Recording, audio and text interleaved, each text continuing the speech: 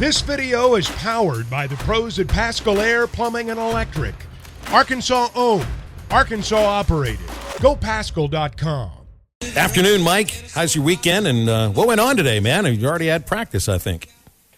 Yeah, we've just been through our fourth, and we see it a half an hour, 5-minute periods. We're able to shoot usually, I think, 4 of those. It's been interesting. Sam Pittman came by yesterday and talked to me for about a minute, and we talked about the difficulty of what we do, which is you see a 5-minute drill, running cornerbacks and safeties going up against receivers, and you see that for 5 minutes, and then you try to come to some conclusion, and you put it on the internet, and you've got video, and it may create a false impression because you don't know what happened after you left. The first day, for instance, virtually everybody in the media was talking about how these wide receivers dominated. And when you have the video, you see some of these corners just getting left in the dust right off the line. And I'm sure it made them look bad. And there's no context to that, for instance, because, first of all, there are no offensive linemen out there or defensive linemen, so the quarterbacks have a clear view of these receivers. It's not impeded. And there's no pass rush. So the drill itself automatically benefits the receivers. There's just no way it doesn't. And I'm watching these secondary coaches and Travis Williams and all these guys talk to him, and he's saying, look, you're not going to stop all these passes. But what we're trying to do here is make them earn every catch they get because they understand the drill itself is balanced toward the offense. Now, today, for instance, I got to see an extension of that where they lined everybody up. You had offensive line, defensive line, pass rush. Man, it totally changed. All of a sudden, the receivers aren't looking that good. So it's just you always have to be mindful when you do what I do to make sure that you explain this stuff. But it doesn't matter sometimes because you put that video on the internet and people just, the secondary's terrible. Look at this guy. And they know the numbers. Why don't they get rid of him? Why didn't he transfer? You know that the coaches have to be thinking, oh, no, not again. So, for instance, guys, that period 5 drill that we showed for 2 straight days, the last 2 days, we haven't been able to shoot it. And I think that's the reason why. Yeah, I mean, camp, there's nothing like it. How healthy is everybody, Mike? Has there been any injuries? Is everybody kind of moving around well? Yeah, I haven't noticed anybody, that's not out there, any issues. They haven't talked about it. That's so far so good. The one thing I would say about, you always have to start with quarterbacks. I've been impressed with all of them in throwing the ball. But again, guys, they're just looking straight at a target. In a game, there's all kinds of people moving around in front of you, so it's more difficult. But I've been impressed with Malachi. This kid coming in as a true freshman, he looked okay last spring. His arm is much better than I thought it was.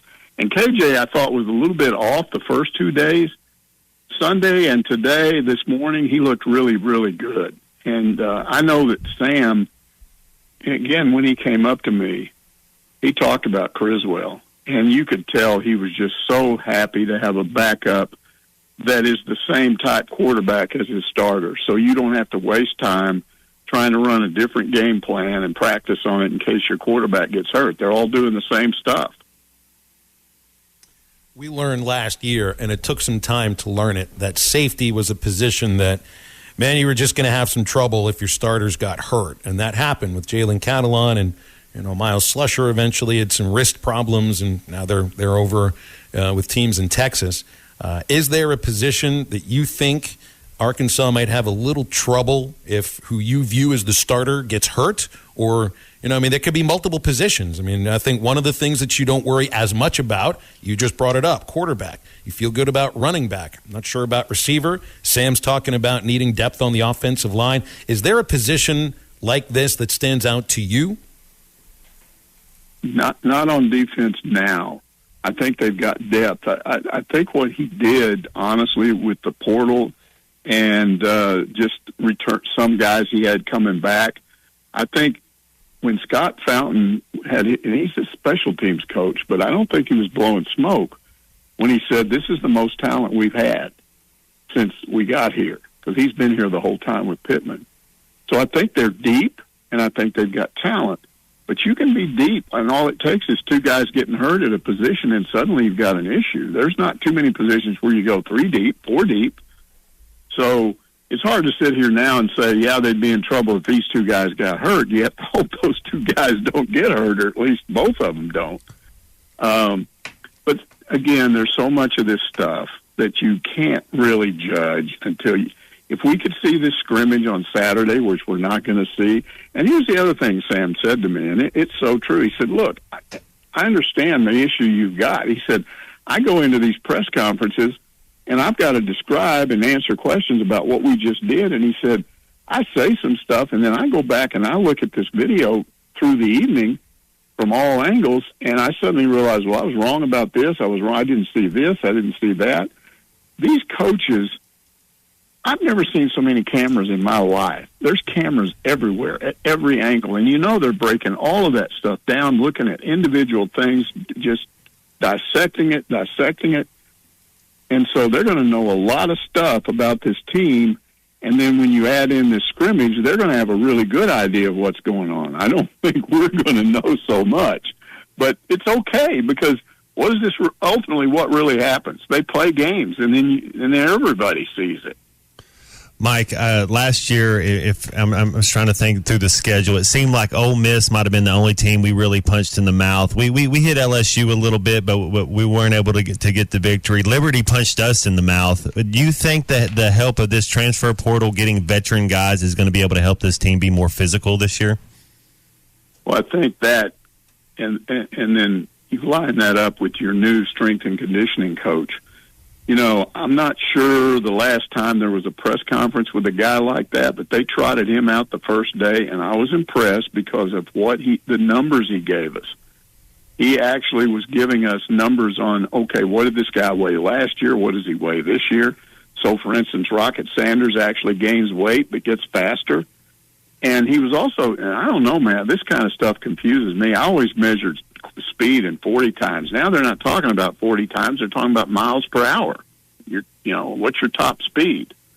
And so he's talking about all these guys that were up to 22 miles an hour. And, That's a good thing, but that's more once you break away. The thing that you want to know is your 10s and your 20s, your agilities. Those are the numbers you want, because football's a game of bursts, 5-yard bursts, 7-yard bursts. Right. How many do we break away? But you got to have speed, Mike. You look in the SEC. We got to be a more physical team, that's for sure, if we want to be better. But you got to have some playmakers on the outside that can make a play and make somebody miss and take something that's an 8-yard play and make it into a 40-yard gain.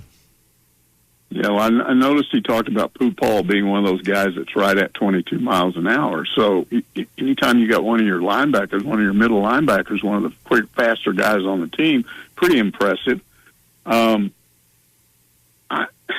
And yet I look at Rocket Sanders standing next to Pooh Paul, and he's bigger. You got a running back bigger than a linebacker.